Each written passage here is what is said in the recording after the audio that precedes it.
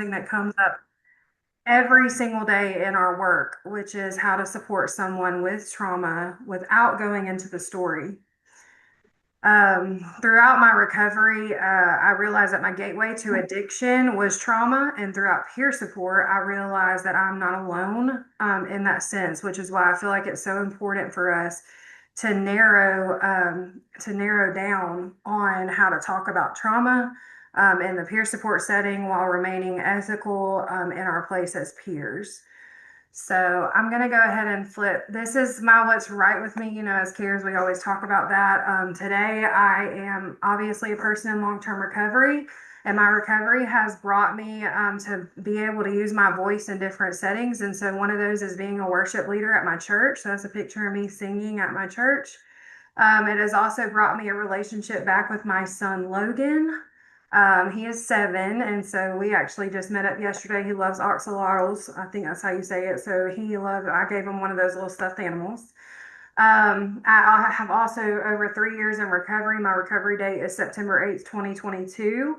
And I'm recently engaged to the love of my life, and I'm getting married in September. So I never thought that I would have a healthy relationship today, but I have quite a few today, and I'm really proud of that. So feel free to drop your what's right with you in the chat because I would love to see those. And it's really important, to stay focused on the positive in recovery because, everybody's got a bad day, but sometimes we like to look at what's good. So I want to go ahead and start off with the first poll question, Derek. So what percentage do you feel people in recovery have experienced trauma? So go ahead and answer that for me. Oh, wow. Got a lot of 70%, some 50 to 60, 30, even a little 30 to 40.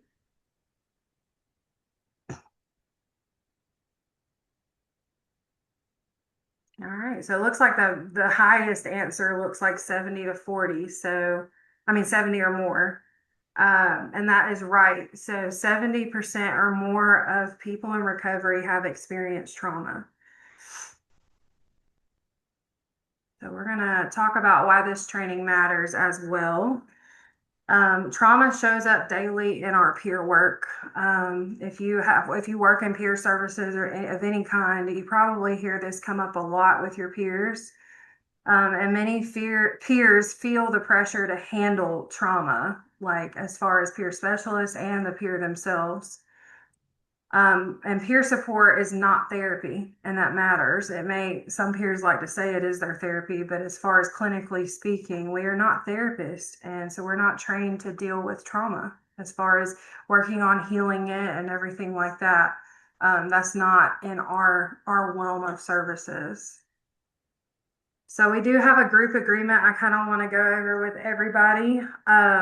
We will not share trauma details in this space. We want to keep it safe. We want to focus on the impact of the trauma, not the story. We also want to focus on safety, not the details.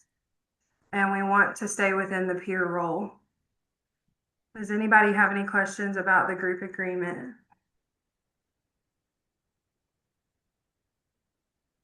Okay. So before we get started, we're going to talk about kind of what is trauma. One of the biggest misunderstandings about trauma is the idea that trauma is the event that happened. But trauma is actually what happens inside of our brains because of the event that happened. There's no big T or little t trauma. So it's not the event. It happens inside the body and the nervous system after the event. And we don't need details to provide support. We don't need the timeline. We don't need the whole story. We can still support the peer without all of that.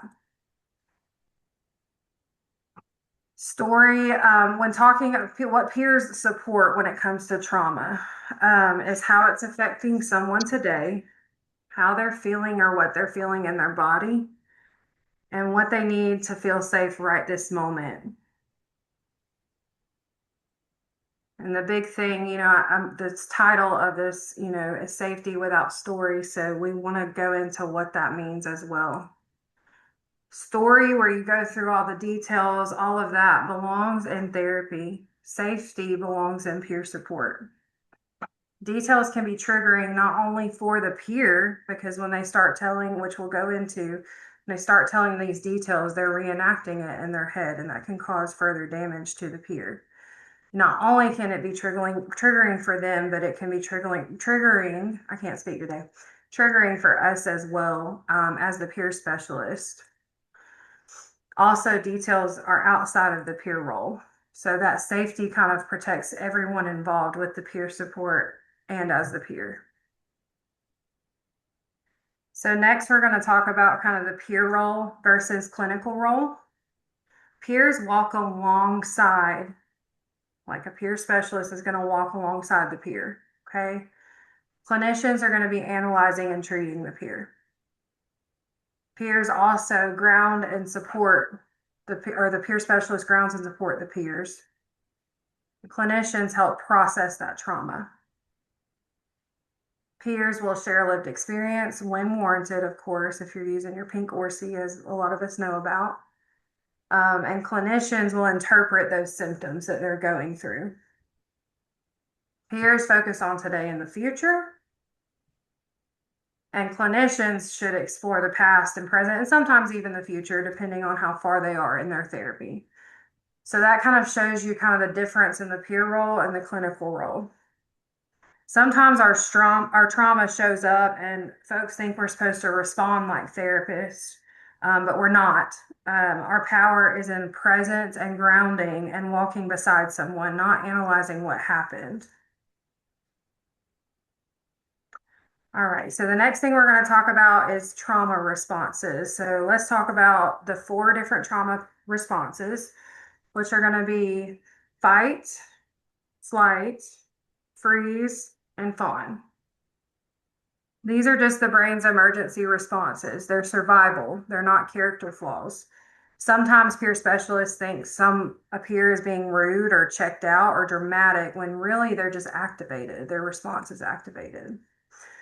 So let's talk about them a little bit. So fight, usually on edge, defensive, irritable. I'm irritated. My guard is up. Those types of responses will come out of the peer. Flight, I want out. I can't stay here. So fleeing in any type of way, just the urge to leave the situation or escape the situation that they're in. Freeze, I just shut down. I can't think. I can't think about anything. So shut down, blank, disconnected. And fawning, I'll say whatever to keep the peace. I don't know if any of you have ever said that or heard that from somebody, but that's part of that trauma response, people pleasing and appeasing situations. So now we're going to move on to poll number 2. But these are survival responses. They're not character flaws. I really want y'all to understand that. So poll question number 2 is, which of the following is a trauma response, not a personality trait?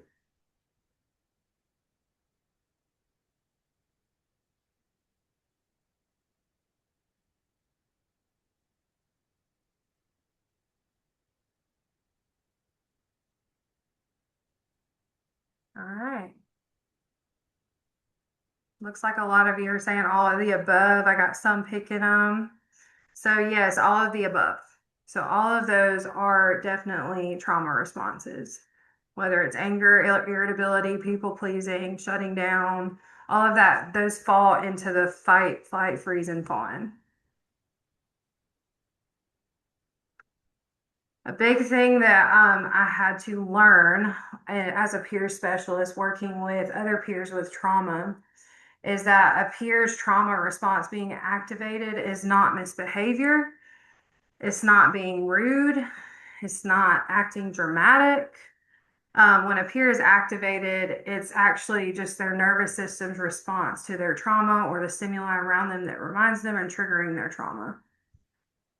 And so you're probably wondering, why is she talking about this? Why is this helping me? I don't understand. So now it's all kind of about to go into play. So safety without story, what does that mean? So we're going to get into the heart of today's training. When someone starts trauma dumping, It can feel like you're supposed to sit there and listen, but that's actually the opposite of trauma-informed peer support. Listening to details can actually re-traumatize them. It can maybe re-traumatize you depending on what they said, overwhelm you, and then it pulls you both out of this peer role and ethically puts you in a situation that is not healthy. So safety without story means redirecting that detail, staying present focused, and supporting safety over storytelling. So why do we redirect trauma details? Like I said, it prevents re-traumatization and protects the peer role. And it also keeps the space safe for everyone. So as our goal is to shift from story to safety. So I've prepared some scripts for you guys. And I also, you should have got a handout, two different handouts. One of them has a lot of redirection scripts on it. But here's some ways to safely redirect peers. I want to support you without you having to relive the details. So that's one that I use a lot. And obviously they change per the situation and who you're talking to and what's going on. But here's some to kind of give you an idea of what to say. We can stay focused on how this is affecting you today. And your safety matters in this space. We don't need to go into the details. So those are things that you can say if a peer starts to jump out and share these traumatic details, which we'll go into in a little bit, kind of just things to perk your ears up when they start to share these things that may be traumatic.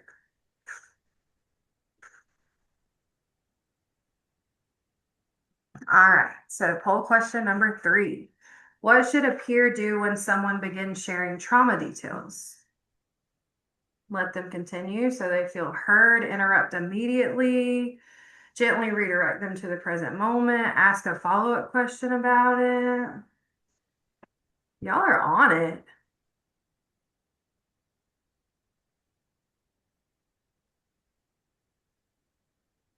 All right, so let's see. Gently redirect them to the present moment. That's right. So it looks like 84% of y'all said that. So that's awesome. All right, let's talk about grounding. So grounding is the number one skill that's used for when someone becomes overwhelmed or activated.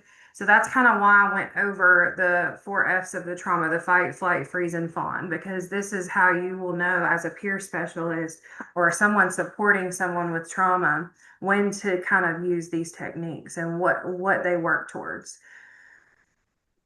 So grounding is bringing, just simple definition, is bringing yourself back to right here, right now, when your mind or emotions start pulling you somewhere else. So it brings the body back to the present moment. It supports regulation without processing, and it is appropriate for peer support. Okay. Reminder that grounding is not therapy. We're not processing anything. We're just guiding somebody back to the present moment. So we're going to practice some grounding for a little bit. So the number one skill when someone becomes overwhelmed or activated, once again, like I said, you should have received a handout for that other one with the scripts, but the second handout is different types of grounding tools and techniques that you can take back to your peers that you work with. But here are a few that we can go over today. So the 5, 4, 3, 2, 1 sensory grounding would be the first one that I want to go over with you guys. This is one that a lot of my peers actually use. I used to work at a treatment center and they liked it as well. So this is one that comes up a lot. But it's just where I do this in a bathroom at work. I do this in my office with the door closed. I can do it driving down the road. I mean, it's one that you can kind of just pull out everywhere. But it's where you sit there and you're just like, you step away from the moment, take a deep breath, and start going down your senses. 5 things you can see, pick out 5 things you can see. Then you move on to 4 things you can feel, 3 things you can hear, 2 things you can smell, and 1 thing you can taste. And usually for myself, just speaking for myself, around the 3 things I can hear or 2 things I can smell, It really takes my brain a lot to slow down and realize, like, can I really hear three things right now? And if you're really quiet, sometimes you can hear the air just moving slightly out the vents. So what that does is when you use these grounding techniques, is it slows your mind down out of what you were having an activation about into that one sense that you're dealing with at the moment. I don't know if anybody, 5, 4, 3, 2, 1. I saw some things in the chat popping up that they use these with their peers. Finger breathing. I don't know if anybody has heard of this or uses this, but this is another one that I share with my peers a lot. It kind of takes the idea of box breathing where everybody, they do the breathe in 4, hold it 4, breathe out 4, hold it 4. Kind of takes the idea of that, but you're tracing your finger. So you'll hold your palm up to your, palm up, and you'll run your other hand up your thumb and you breathe in as you run slowly up your thumb. And as you run slowly down your thumb, you breathe out. And you do the same thing over each finger. And so that kind of helps you take that box breathing to a different level, because sometimes as me with box breathing, it's really hard for me to like tell myself to breathe in slow because I will just like pant in a high anxiety or activation or anything like that.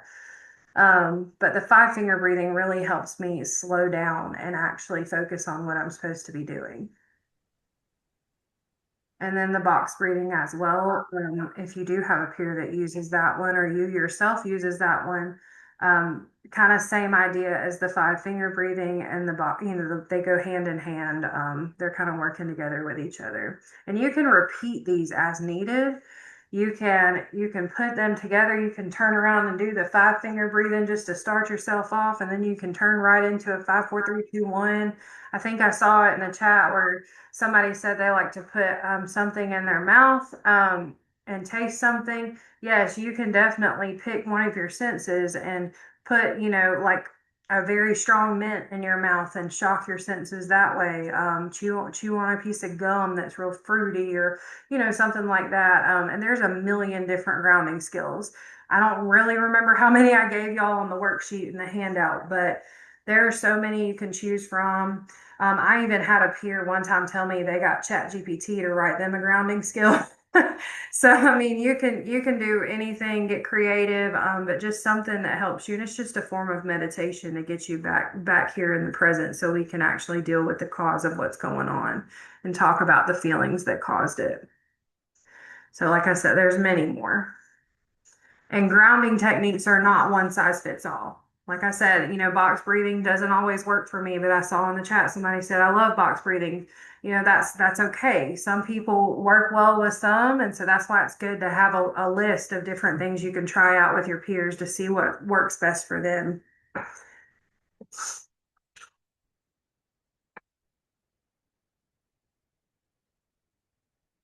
So let's move into poll question number 4. So which of these is a grounding tool that a peer can use, do you feel like? Is it 5, 4, 3, 2, 1, diagnosing a trauma response, exploring childhood trauma, clinical de-escalation techniques? Okay, everybody's kind of sticking with 5, 4, 3, 2, 1. I must have talked about that one enough, y'all.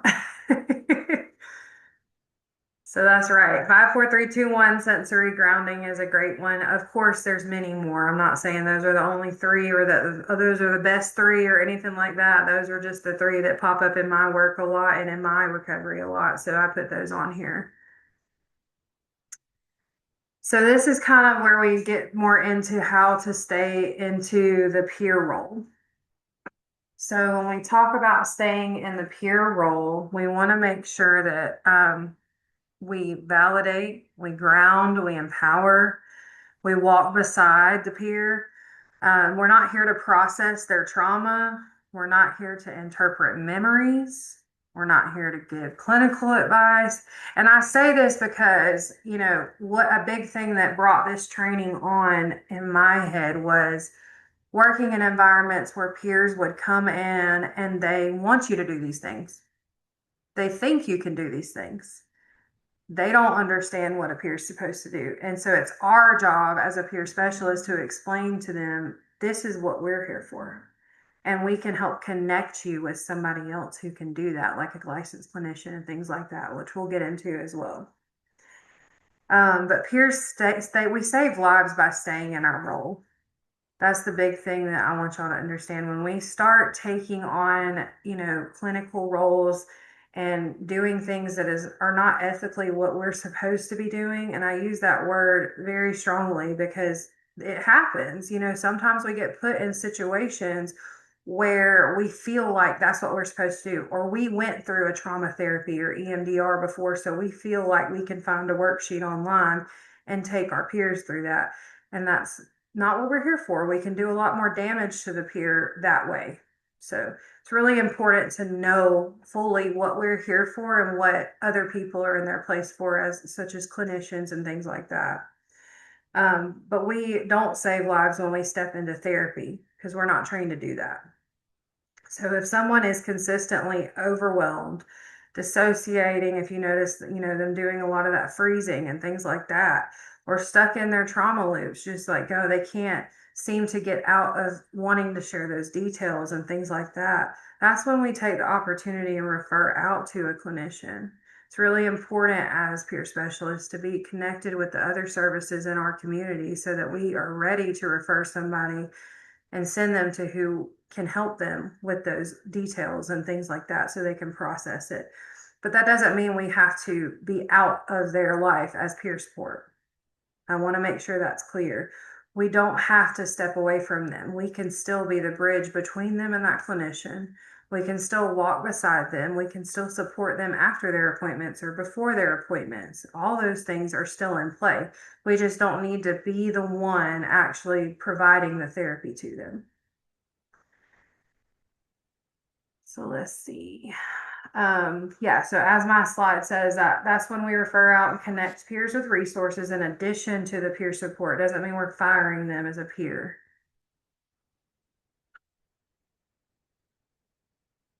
So I've listed 5 different scenarios because I really want everybody to understand kind of in an actual specific situation, how would you get out of that? Like, what would you do without damaging the peer, making them feel unheard or anything like that? What would help them understand kind of what's going on? As our job as a peer specialist. So these are kind of like a what would you do? Okay. Um, so scenario 1, a peer begins to share graphic trauma details in a group setting. So let's see. So like a person says, really just anything, they just start just bursting out. They're like, let's say it's all recovery and you're leading all recovery in your facility. Um, and they just start bursting out. What would we do in that situation? So the first one I'm going to kind of go through with you guys, and then I'm going to let Derek, if that's okay, to let some people raise their hand as far as the scenarios after this. Is that okay? Yes, that's okay. Okay. So the first step with this one is to validate the peer. So thank you for trusting us with that. I can hear how painful that was for you. But what you went through matters. Okay. And the second step would be to gently redirect that back to the present. So an example of that is I want to make sure we keep this space safe for everyone. We don't need the graphic details for your experience to be honored. So what are you feeling right now as you sit here with us? And so I don't know if you noticed that, but and my voice may be a little robotic because I'm like, this is my first training. So I'm really kind of a little nervous. But as a peer specialist, when you put on, your normal peer specialist and you become yourself and you're in your element, right?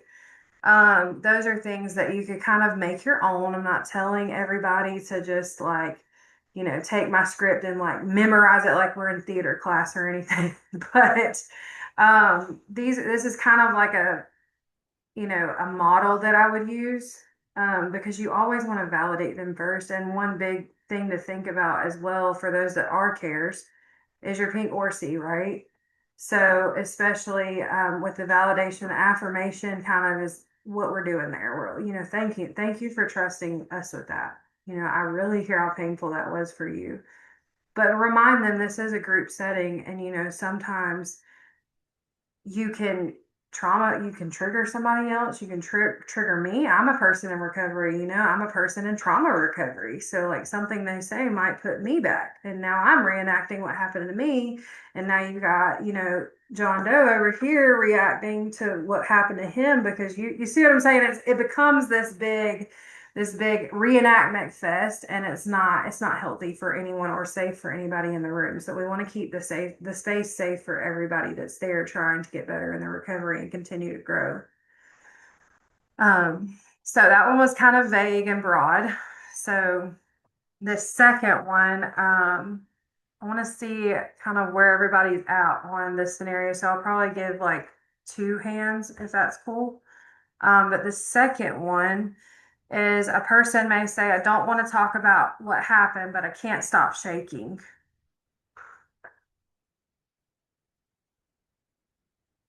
So do I have any hands? Let's see. I can't see the hands that are raised. Nobody. Yeah, you can just Okay. click your raise hand function. Okay. So yeah, anybody that wants to share what they think, okay, would be a good response. So let's see. Elise, is that Elise Yeah, Esters? Okay. yeah. Yeah. Hi, how are you? Good. How are you? So what I would say to someone like at my facility would be, I can understand how you might not want to talk about what had happened, and I noticed that you can't stop shaking. How can I best support you during this moment? Okay. That's good. That's good. Thank Yeah. you. What about Dawn? What do you feel?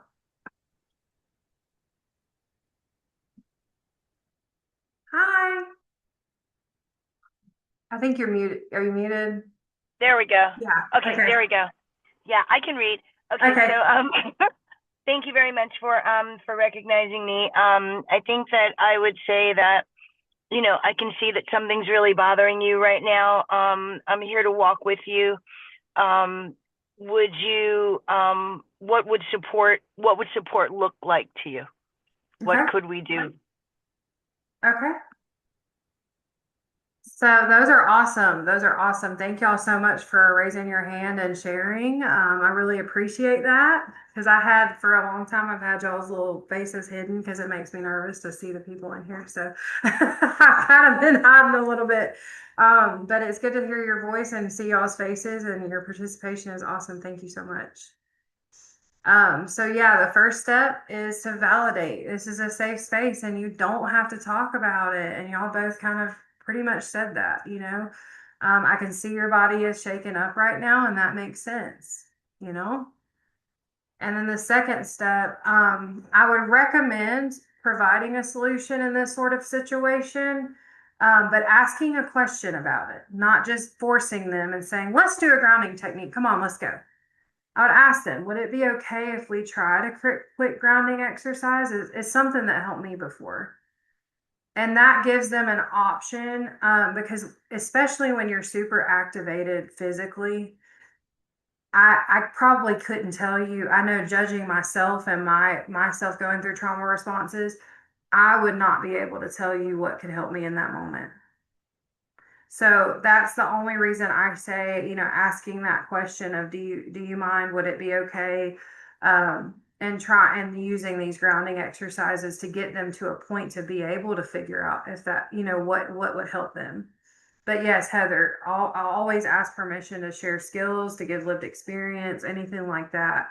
And that is a moment where you could ask a question and introduce them to a technique to get through that moment, and you're right there with them to help them ground.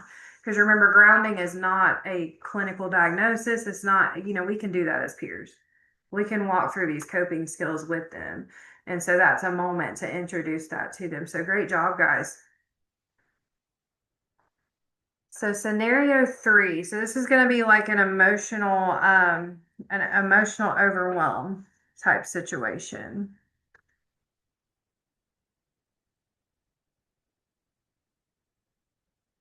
So a person becomes activated and starts pacing, crying, or shutting down.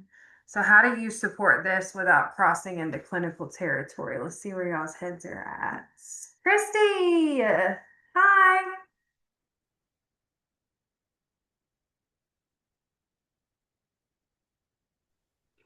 Hello, good afternoon. Good afternoon. Unfortunately, I deal with this a lot in my job Okay. because I'm at a crisis center. Oh, okay. I'm Yeah. on a crisis unit at CSU. Right. And pacing, crying, shutting down are all very common in my Mhm. job. So what happens when they pace or when they, just start sobbing? I sit down first of all. I place myself in a chair level with them. I don't want to stand over them and try to be, taller than them. I put myself on their level, literally. And then I just ask them, so what is right with you today? What do you feel good about right now? Mhm. What are you grateful for in your life? And that usually starts a pretty good dialogue of positive reinforcement so that they don't dwell on the negative. Okay. Yeah, All right. Thank you, Christy. you're welcome. Is anybody else? Sarah. I'm just going with the first one I see. So Sarah. Hey, Hi, how are you? I'm good. Good. I work at a treatment center and Okay. we get that a lot. And I've learned the hard way not to inquire so Okay. much as to redirect. Okay. And I'm with Christy on getting on their level. Like if they are seated and shaking or Mhm. crying or anything like that, I would sit right next to them and Yeah. start redirecting. Right. But if they're pacing, I pace slowly kind of beside them, but pulling their pace back, and they Right. tend to stop eventually when you join them. Right. So physically joining them and redirecting their thoughts is what Right. I've learned to do. But I learned that the hard way. Yeah. Yeah. I love both of those. I kind of had something a little different. Doesn't mean y'all are wrong. I want you to know that because I feel like every peer is gonna, as a peer specialist, you're gonna you learn to read the situation and make judgments in your specific situation. So I'm not against any of that. I think those are great ideas. One thing that with the trauma type situation, if you do happen to see something like this, I still validate first. I use that a lot because a lot of times with trauma, they don't feel heard. So I notice this feels really overwhelming right now, and you don't have to go through it alone. If you feel like that's safe to say in the moment, of course, if the pacing, like they're pacing back and forth, all of that, I love the ideas that Sarah and Christy stated. So if you feel like that's what you need to do first, and then move into the validation or do the validate, then the what's right with you. But before you do that, pace slowly with them. That's all great. Like I'm not against any of that. I think that's wonderful. And reminding them though that you don't have to do this alone. Um, Somebody said in the chat this, offering regulation support, like going on a walk with them, offering to go outside and walk laps or whatever. Would it help to step outside for a moment? Just to take a few slow breaths together. I've used this one before. Can you feel your feet on the ground right now? Can you feel your feet as you're walking, touching the ground, through your shoes? And sometimes they look at you crazy. They're like, why is this lady asking me this? You know what I mean? Sometimes it's like, and that just, or sometimes they're like, dang, I actually can feel my feet on the ground. Like, okay, and now they're focusing on that. But all of that, like Sarah and Christy both shared, all of that helps them redirect. So they're all great ideas. Each situation is going to be judgment by you on what the best thing to do is. So I just kind of wanted to help y'all start, running through your thoughts of like, in this situation, what would I do? What would I do? Because these are things that if you haven't already experienced, you probably will. Another thing after I ask them, can you, feel your feet on, touching the ground as you're walking, can you push your feet gently into the floor with me? You want to do that together? Like can we sit here and just push our feet into the floor? Is that okay with you? And sometimes, that's a part of grounding. All of these things we're going over in these scenarios are all grounding. It's helping them realize I'm right here. My feet are on the floor. I'm right here right now. This is where I'm at. And so they're just different ways, and you'll start, going through different things with your peers and coming up with stuff even on your own that they may be completely original to you, but it's just your response to the peer. You always want to make sure that they feel validated and that you're supporting them and you're not coming in like this boss telling them what to do and what works for you is the best way. Which I think we're probably all on the same page in that way. Another thing is too, why that works is that you're offering presence. You're not analyzing them. All these things that Christy, Sarah, myself, everything that we just said, it lets them know that you're present with them. You're using grounding and you're not using therapy methods. You're not trying to fix them or dig at them to get, figure out what's at the core of them and all of that. And you're staying beside them. I think Christy is the one that said that one. You're staying beside them. You're not over them when you do these things. And that really helps them. So thank you, Christy, for saying that. That's right on key with, Sarah too. Those are right on key with what I was trying to get, the point that I was trying to get across. But even the pushing your feet gently into the ground with them, all of that kind of helps regulate the nervous system safely without them feeling like attack mode. So, scenario 4, trust without trauma. So, with this one, this is one of those, I don't know if you remember I said earlier, there's different things you'll start noticing with peers, especially if you work with them a lot. They usually start out with something before they share their details. They don't just jump into details. There's always like just some sort of phrase before it. And this is one of the ones I hear a lot is you're the only one I trust to know this. And then right after that is detail.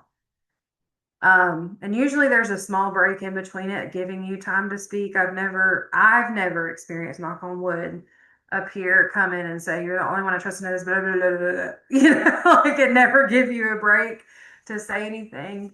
But so if you hear someone say that, and assume that this is right before they are going to tell their details, what is something that you could say in response to prevent and redirect them from sharing the details and reliving?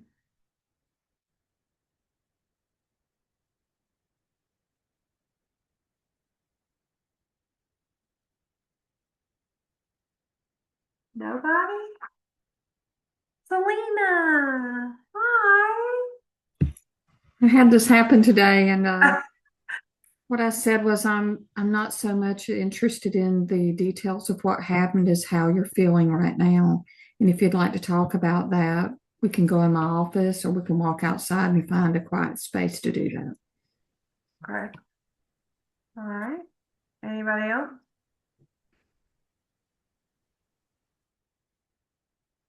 Kind of the same thing. I appreciate you trusting me, feeling like you can trust me. That's very important to me. I appreciate that. Um, Tell me how you're feeling right now in this moment. What's going on in your brain right now? How you feeling at this moment? Okay. All right. I love that. I love that. How are you feeling in this moment? Love that one. Christy. Hi. Hello. Well, this happens a good bit at my job. They don't always go, you're the only one I trust with this, but I hear, I've never told this to anybody before. And at Okay. that point, I go, well, that's okay. You don't have to talk about it now. Remember, we don't drive looking in the rearview mirror. We can't live in our past. Okay. And that visual, that driving while looking in the rearview mirror, it seems to pull them away from the details that they're about to spill out that I really don't need to hear. Right. I love that. Don't drive. Let's not drive looking in the rearview mirror. Yeah. And see, that's what I mean. Like we all start to learn like different little things that we say. Um, And one of mine I say all the time is grow through what you go through. Let's grow through. Let's grow through this together. Like, what can we do to grow Amen. through? And I say that to my peers a lot, and so that's just my thing. And then people have other things like that. That peer specialists will start using to share things with their peers and use as tactics to help them, move forward. And that's awesome, Christy. Thank you everybody for sharing about that one. So one thing that I wrote some different responses down. And so this is not, quote for quote, but just thank you for trusting me. Like I think it was Vanya that said that, right? Thank you for trusting me. And it really means a lot that you trust me. And I want to make sure that you're safe while you share. I want to make sure.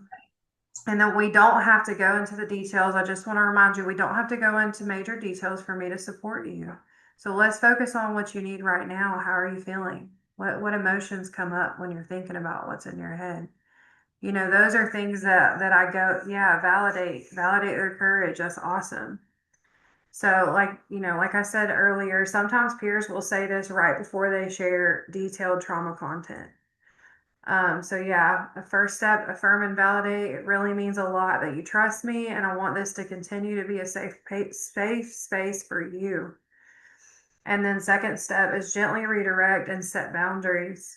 And so even though you're not saying the words, I'm going to set a boundary with you, that sounds really harsh. Like we don't have to say that. You can set a boundary without saying you're setting a boundary. So this statement that I went over with you guys, we don't have to go into the details for me to support you though. What feelings are coming up for you right now? That is setting a boundary. You're letting them know in that moment, like, hey, we don't have to do that. Like, you don't have to relive this anymore. That's kind of empowering in itself, you don't have to relive that anymore. And also helping them identify, what kind of feeling it is. And sometimes they can't even, I know me, myself, and I had, the program manager at my rehab would all the time, let's go around the room and everybody tell how you feel today. And that was the hardest little activity I think I ever had to go through 6 months into recovery, is trying to figure out how I feel. So that's another thing too, is like, is your heart racing? Are your palms a little sweaty? Now I'm rapping at Eminem, so I'm just kidding. But yeah, like, is that going on? Is your breathing kind of fast right now? Like, I'm noticing that, but those are things you can kind of help them decide too, because a lot of times they don't even know, and that's okay to not know, and validate that. If they say, I don't know what I'm feeling, that's okay. Validate again. It's okay to not know how you feel. Let's figure it out together. I love saying that. Let's figure this out together, because I don't know. I don't know and you don't know, and that's fine. But as we all know, the answer lies within, right? So they know what's going on. We just got to help pull it out. So now poll question number 5. So peers are allowed to process trauma in detail. And when I say peers in this sense, I'm talking about peer specialists. So are peer specialists allowed to process trauma in detail, or true or false? Look at that. Still got some trues. Got a lot of falses.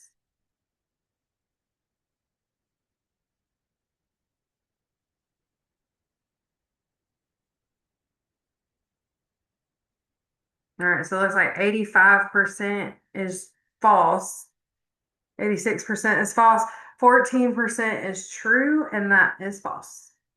So we, as peer specialists, we are not allowed to process trauma in detail with a peer, or I said that backwards according to the slide, but peer, together, we should not be processing trauma in detail.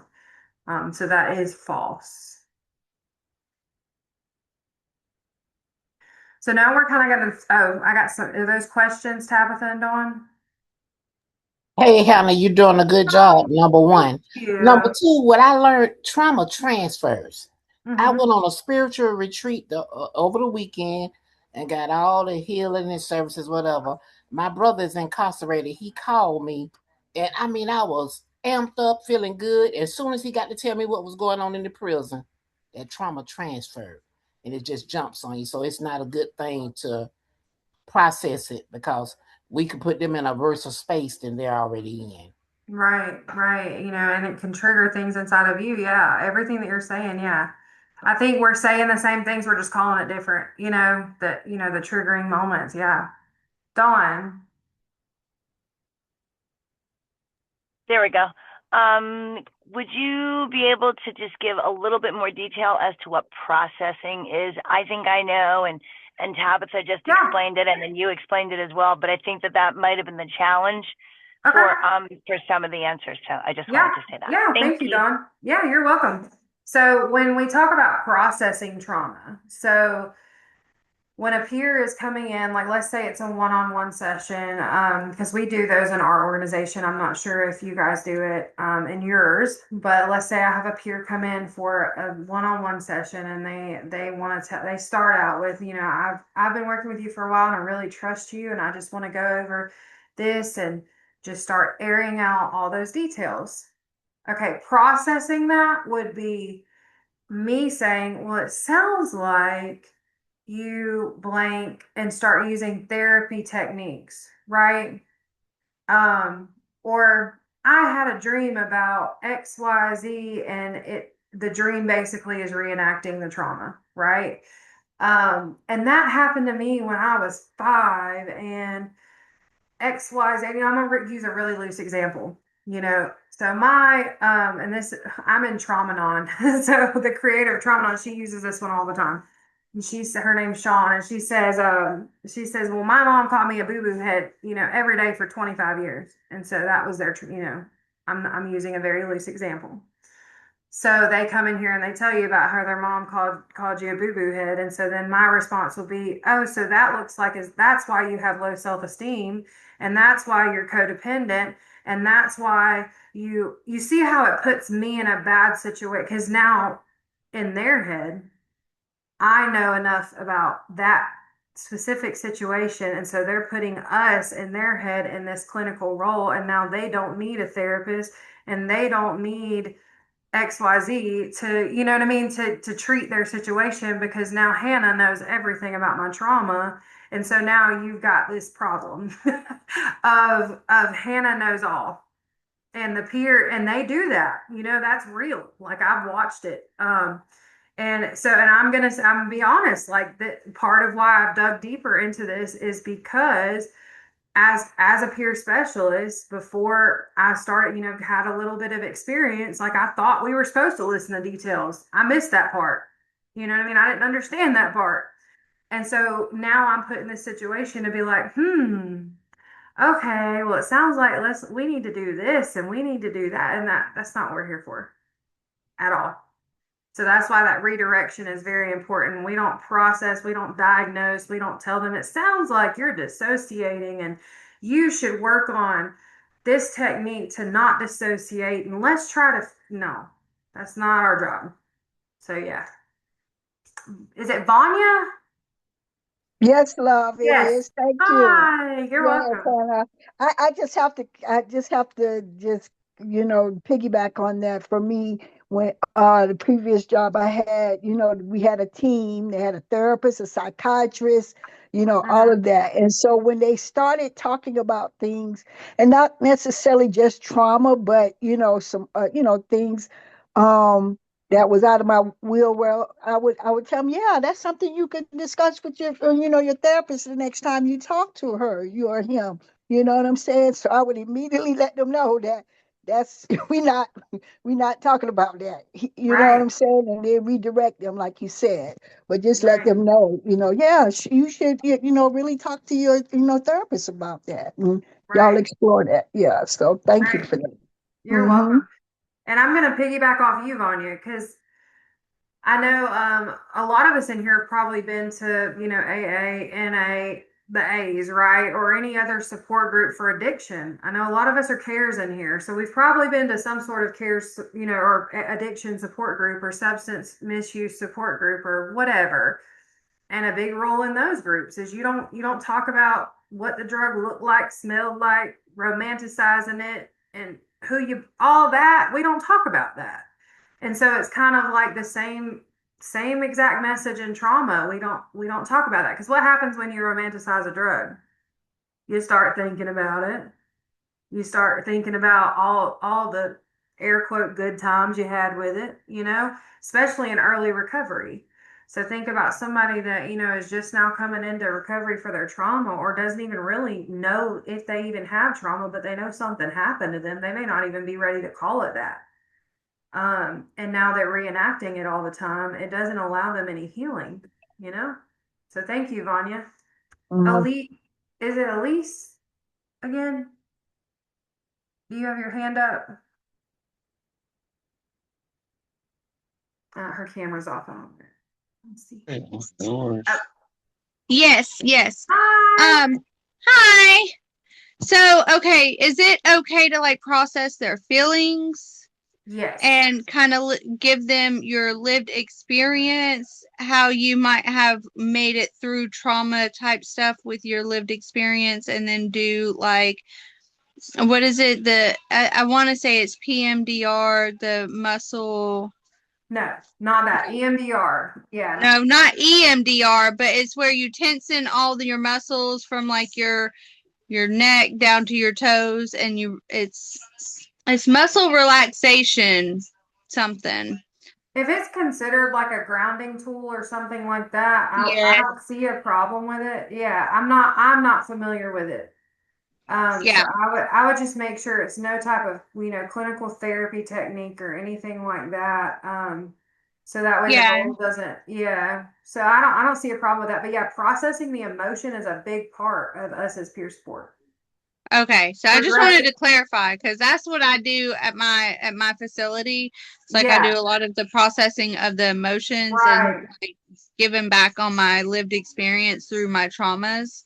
Perfect. So I just wanted to clarify, because when I say like when they share some of their trauma, then I'll say, well, let's process your feelings after this group or what have you. Yes. Is somebody put in the chat, is it progressive muscle relaxation?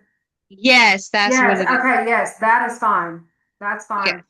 Yeah, that's perfectly fine. Yeah, Okay. processing the emotions, that was one of I think it was one of the scenarios. If not, I do apologize. No. But yeah, one of the scenarios, I believe was about that, like kind of noticing what you're feeling right now. Like, what are you feeling? And that's a big thing too. Just to start learning how to, I think somebody just said it, what I said earlier, about trying not to diagnose them and everything like that. Yeah, that's right. We don't want to diagnose them. We don't want to say any of that type of thing. And so that's why I kind of wanted to go over the different, or fix them. Yeah, because they're not broken. We don't want to fix them because they're not broken. But definitely working on figuring out and learning how to identify those emotions. And like I said earlier, sometimes they don't even know, and that's okay. Sometimes I don't even know. Sometimes I have no idea what I'm feeling. I just know my heart's beating real fast and I feel like I can't breathe, and I can't even think of the word anxiety at the moment, but I know that's what I'm feeling. So then in those moments, that's when the grounding techniques come in, and you're able to help them identify, okay, when my heart's beating fast, when I feel like I can't breathe, I know I'm supposed to find 5 things in the room that I can see. And so that kind of, you as a peer specialist are there to help them make that connection with that. Like, okay, last time that worked with me, when I was with Tabitha, I'm gonna pick on you. When I was with Tabitha last time, she told me, or she asked me if I could find 5 things in the room I could see, and all of a sudden I felt like I could take a deep breath. My heart was still beating fast, and then she told me, could I reach around and feel 4 things I could touch, and then all of a sudden I could breathe again. And then by the 3 things I could smell or hear, now I don't even remember why I was really worked up, but then she was able to talk to me. You see what I'm saying? So then the brain starts putting those two things together. It's like, okay. And it's not that simple. It takes practice, you know what I mean? And it takes you supporting that peer to help them understand. And maybe that's not the grounding skill that works for them. That's why wanted to make sure I gave y'all a bunch of different options. Because I know sometimes you get stuck in using this, even for yourselves in recovery, you probably get stuck in using the same couple of grounding skills. And so it's kind of cool when you start finding new things and it's like your brain's like, oh, that's cool, and starts reacting to that one because you never want to be in a moment where none of your skills work. It doesn't, it puts you in a spot or the peer in a spot or whatever, but that's why we do these trainings and stuff like that. We learn new things and everything starts to click and make sense together. Yeah, great questions, y'all. So this next part, I want to go over kind of when do we refer out? I know that's probably a question is like, okay, if I can't do none of this, well, how does that work? You know what I mean? They might need it. Maybe they need to share the details. Oh, whoops, I went the wrong way. Okay, so referral to clinical services is appropriate when someone is consistently overwhelmed, like no matter what, like you've tried everything in your book. And let's say you have 3 other peers in your office and they've tried everything too. And it's like nobody can seem to figure it out. You know what I mean? Some skills to help them. That would be a moment to refer out to clinical services and therapy and things like that. And that would be a moment to start talking to the peer about that kind of situation. Maybe they're constantly stuck in the trauma loops where they're in their head, just like replaying and replaying and replaying and cannot, every time they come in, that's what they want to talk about. And they're like, well, I want to talk about it. I want to talk about it. And yes, Dawn, that would be a warm handoff. That would be something we would do as a warm handoff. Or they need clinical trauma processing. If you feel like if they sit there and they keep saying, I want to share the details, I want to get through this, I want to get through this, that's okay, but not with you, not with me. I'm not the one to get you through that. And so that, kind of goes in along with the motivational interviewing, like remember, I don't know if y'all remember the ones at our cares when we learned that, let's dance with them. We're not going to tell them, no, you can't. You said, I can't. We can't do that with me. But I know a place. I know a couple of places. I don't know if you want to sit down and look at those options together. And it's not somewhere you have to stay. It's just an appointment, just like you come and see me. It's just an appointment. And you can go in there and we can sit down and call them together. And even if if you're in an organization where you're allowed to meet them at the therapist office, that could be an option. I know here where I'm at, we have connections with the different therapists and offices and service providers in our area. So we have ways to be like, hey, like I have a peer that might benefit from your services. Do you mind if we sit down on the phone together? And that, learn your area, learn your organization. If you have a therapist in your office, then you can help warm hand them off literally in your office. Everybody probably works in a whole lot of different places. So I don't know how your organization would be, but figure out what's best for you in that moment and figuring out what would be best for the peer as far as getting them to services clinically. But like I said earlier, that does not mean that you can't talk to the peer again. That has nothing to do with it. It's just they're getting the services from the person that is certified and trained to deal with that in that way and keeps the peer safe. And then you're there for support afterwards, making sure that if you can ask them like, hey, do you want me to check on you? Let me know when your appointments are. Is this something that you would like me to check on you afterwards? Just to see how the appointment went,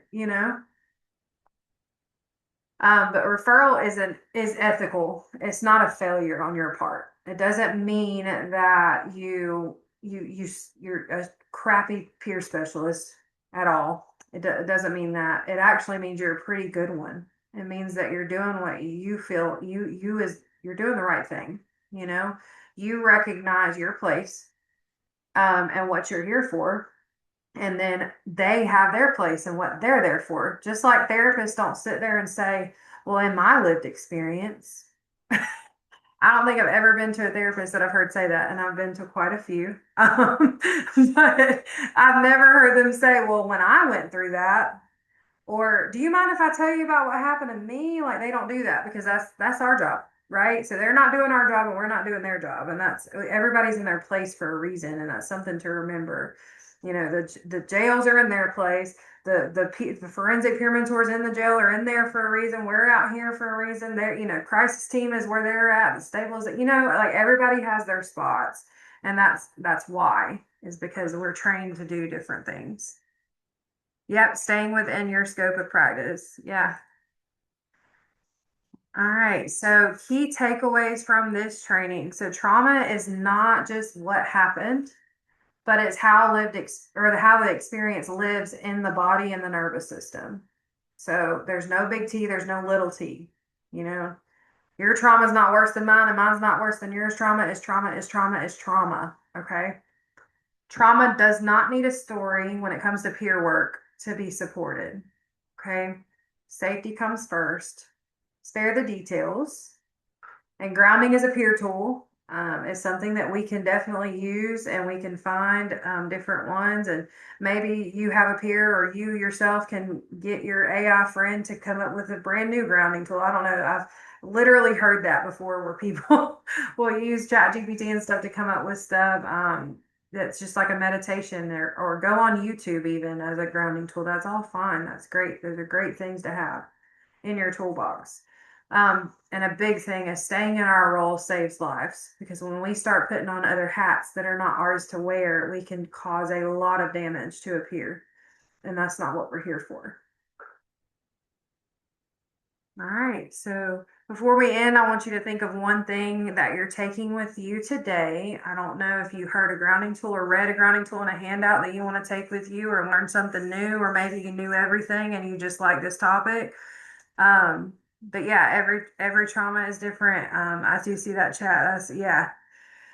But I want you also to pause, and just kind of take a moment after this training and kind of just resonate on what all this was. I know I literally gave you a bunch of information and kind of crammed it in here because of time, because I want y'all to be able to ask questions if you have any. I know there's a lot of people in here. But as far as trauma, I want everybody to understand we do not need a story of what happened with details and everything like that to support someone in recovery. Safety, presence, and grounding and compassion, those are all tools that we have as peer support.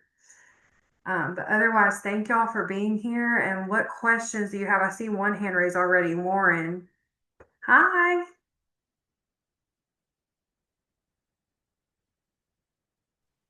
There we go. Hey, thank you. This is a topic that I'm really interested in, because, as you said, we see so many of the people who come to us do have trauma.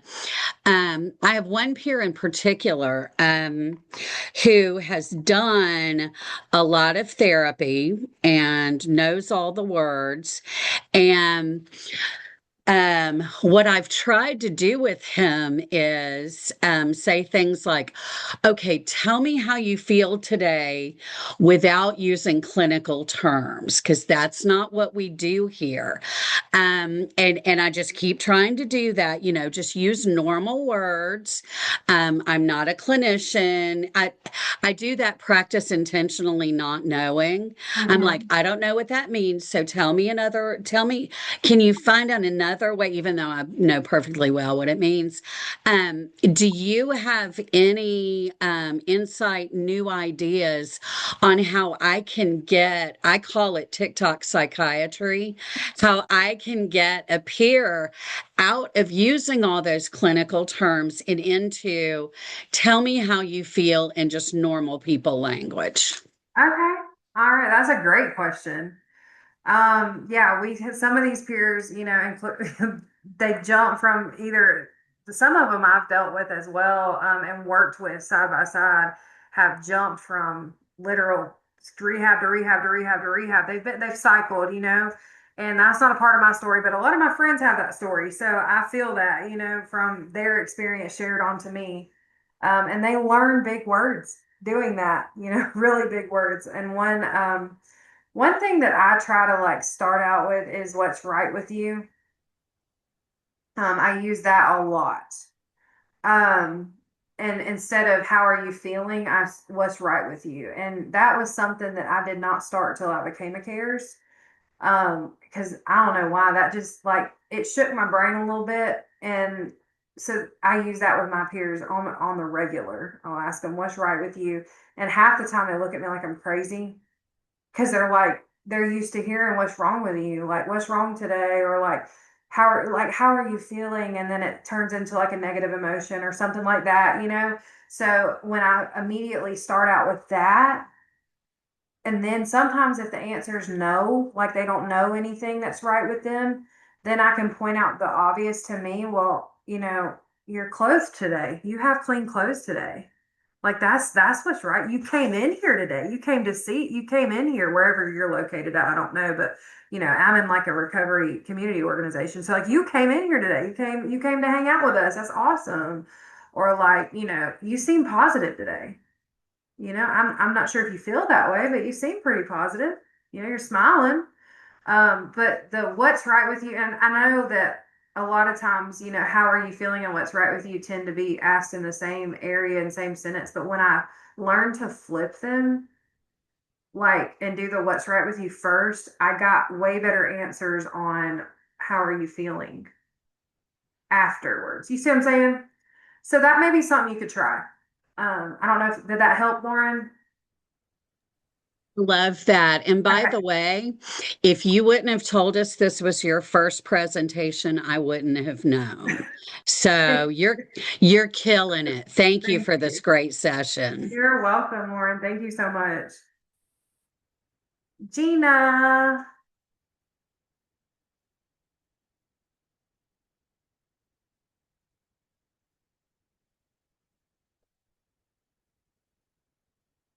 And yes, y'all will have access to the slides. I did email them to the CARES training, like the CARES team, so they will be emailing out to everybody.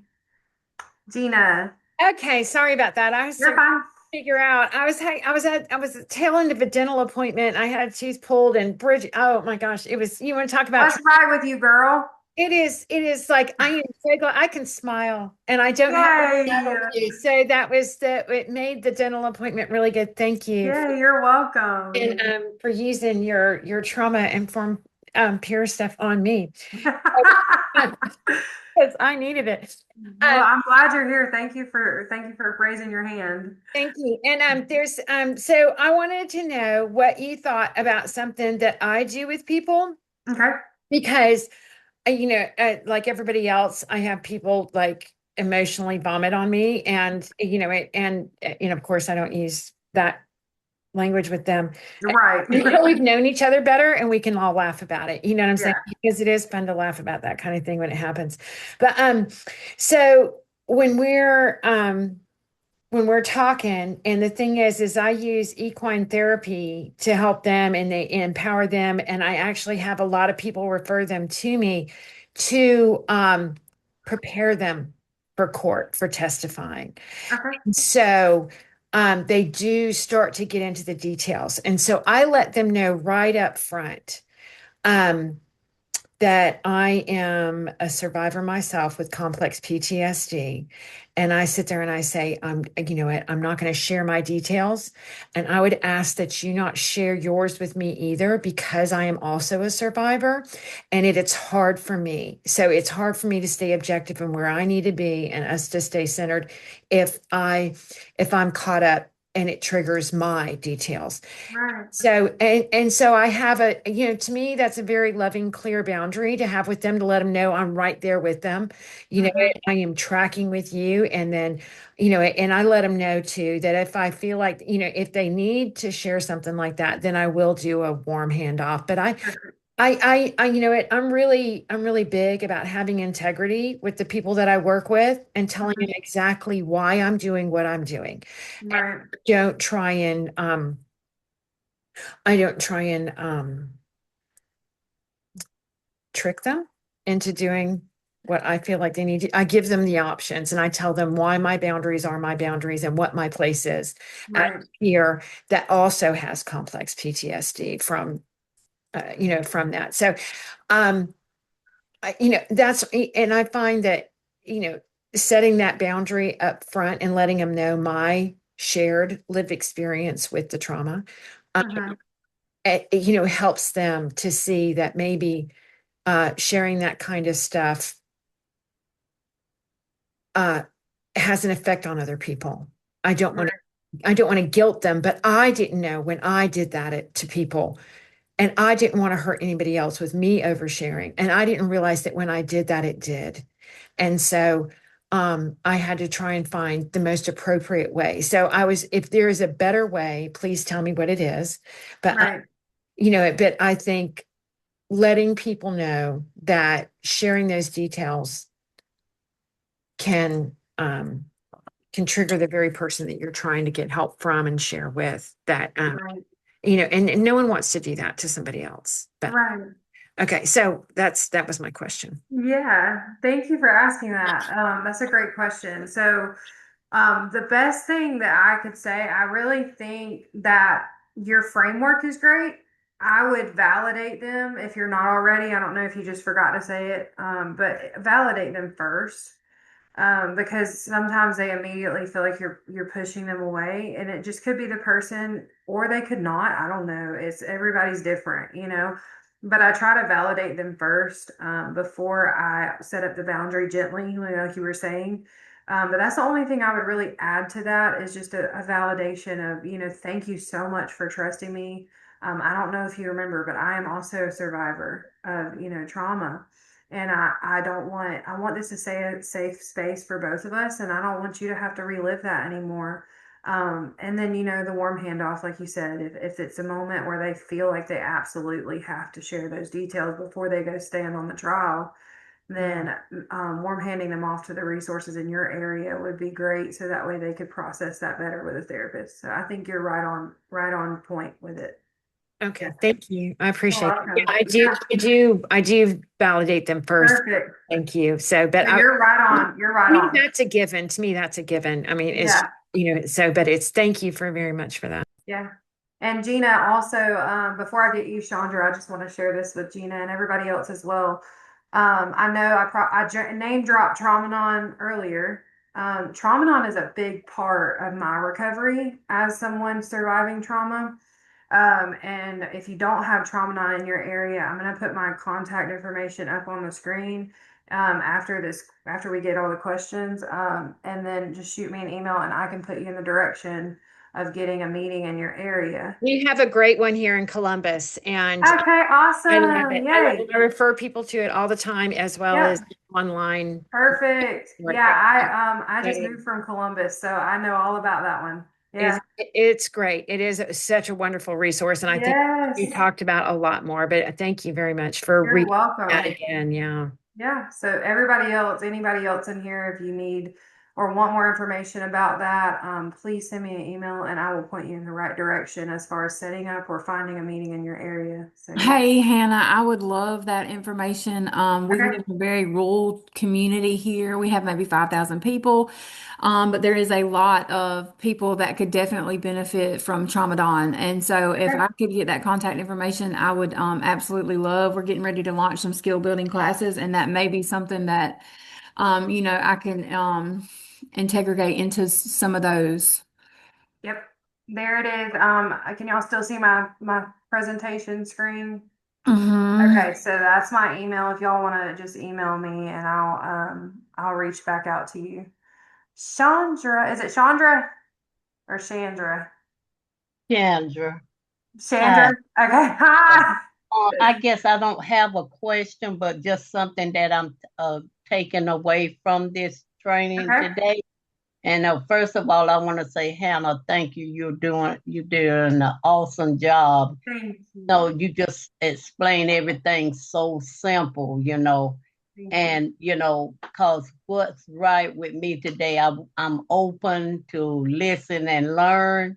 Yeah. And I just became a peer, and I have not started working in the field, but all the information that I have been getting, it's preparing me for the field, whenever I do get in there. So thank you all for your, experiences and stuff. That just makes me want to, be a peer and, speak out loud about our recovery, So I'm just open to learn, listen and learn.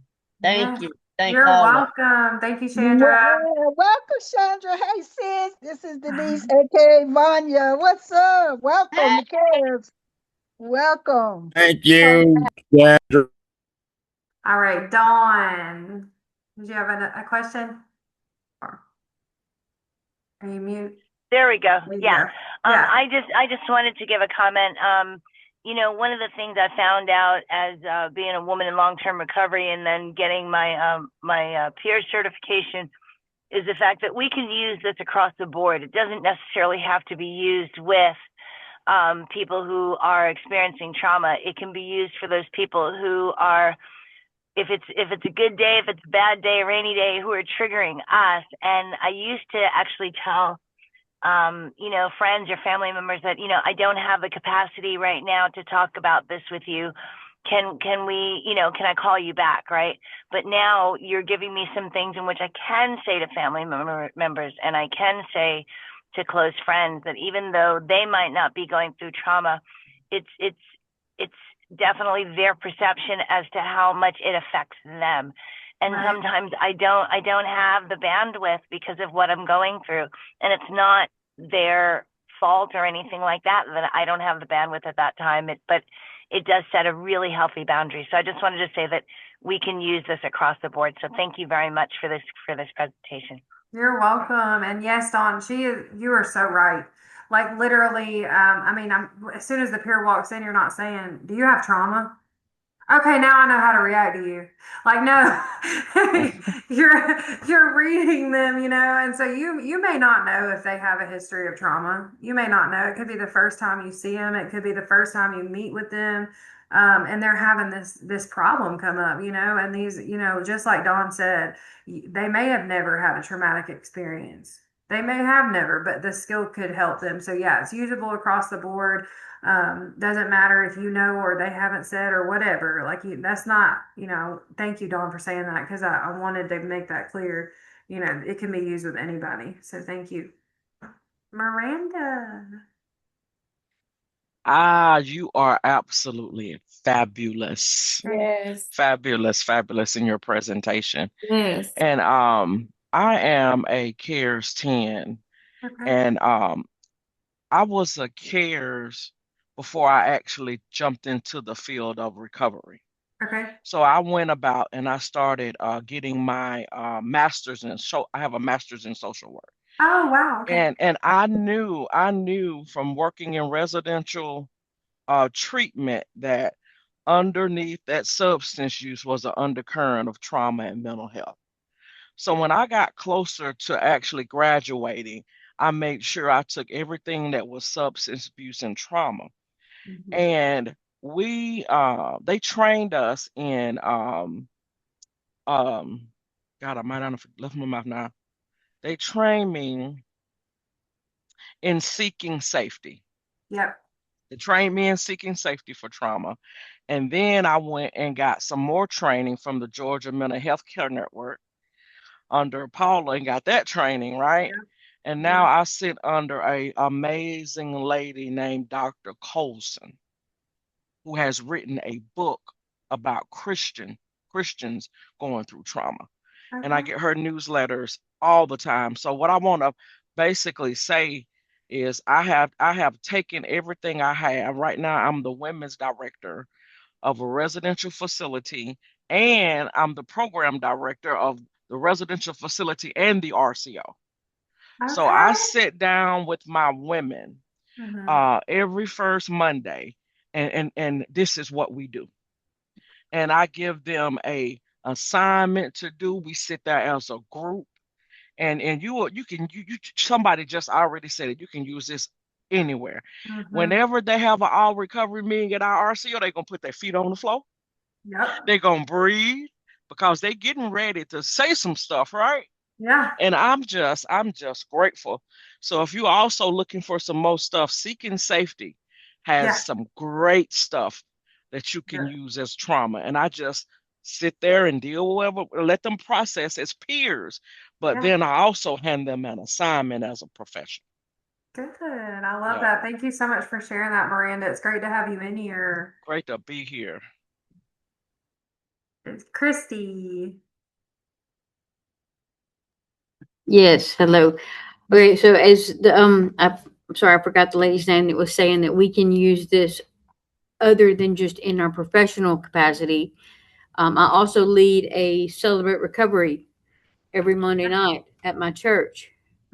And I have learned in the past 2 years that I've been up here that it not only transfers well in my workplace, but it also transfers well in that Celebrate Recovery role, because people are coming that they're not just coming for substance abuse or mental health. They're coming for anxiety. They're coming for depression. They're coming for broken marriages, loss of children, loss of parents, loss of homes. We have homeless that come through there.